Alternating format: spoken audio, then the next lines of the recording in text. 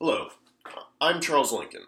Following with the domestic legal environment and regulation, the domestic regulation must be in square harmony with the international treaties the U.S. has signed onto. Indeed, this can often be a complicated process as the domestic regulation and legislation can reach thousands of pages.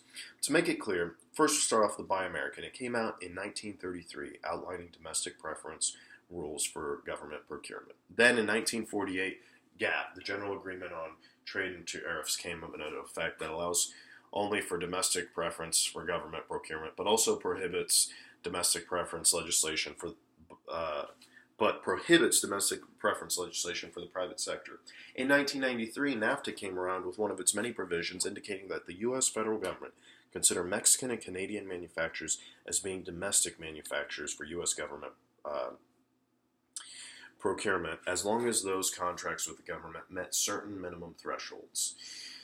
Interestingly, if we look at NAFTA-like agreements that the U.S. has signed in terms of the domestic preference provisions, we see that 129 countries share the same unique advantages as the NAFTA agreement in allowing these other countries to be considered as domestic manufacturers for U.S. government procurement purposes as long as they meet certain minimum thresholds for government contracts. The question then becomes which countries with major manufacturing capabilities are not considered as domestic manufacturers under the Buy American provisions. Looking at the map, it's essentially the BRIC countries: Brazil, Russia, India, Indonesia, and China, as well as Egypt and South Africa.